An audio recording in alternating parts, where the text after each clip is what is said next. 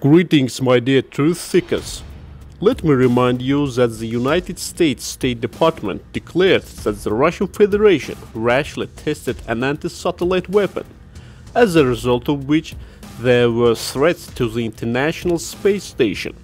Washington, together with its allies, will work out a response. The Pentagon claims that anti-satellite weapons being developed by Russia threaten the United States. According to the West, the Russian long-range anti-missile noodle shut down the old Soviet radio intelligence satellite Cosmos 1408, launched in 1982. According to the Americans, the satellite exploded into 14 large debris being at an altitude of about 490 kilometers. Officially, Russia doesn't comment on the incident. First, the Russians developed hypersonic weapons, and they even successfully tested and adapted it. The United States and the European Union still have been unable to do this, so they propose banning hypersonic weapon and placing it under democratic control. In response to this, Russia only laughed. Now it turns out that the Russians can shoot down satellites, and even if they wanted to, the Russians could shoot the American segment of the International Space Station, along with an inoperative toilet. And this is already the most real rudeness, which borders with intolerance.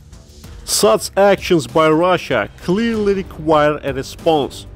This means that the United States will again allocate a couple of $100 million through US Agency for International Development, the National Endowment for Democracy, Radio Liberty, Voice of America, and hundreds of other propaganda media to cover the topic of how terrible Russia is, how it endangers astronauts on the International Space Station, and how bad everything is in Russia, that everyone there dies from hunger and cold.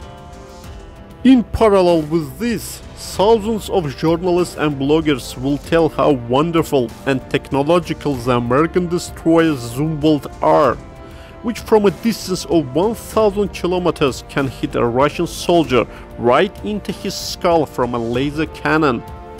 My friends, I believe that the fact that Russia is now actively creating and testing means for the destruction of space vehicles is only the United States itself to blame. Let me remind you that for many years Russia has been calling on all countries, including the United States, not to create, test or deploy space weapons of any kind to perform any task, including for missile defense, for use against targets on the ground or in the air. Moscow also proposed starting negotiations to create an international legally binding instrument prohibiting the deployment of any type of weapons in outer space. And you know what? The United States is still refusing to negotiate with Russia and China on the non-deployment of weapons in space, continuing to test such space vehicles as Spaceplane X-38, which clearly poses a threat to the national security of the Russian Federation.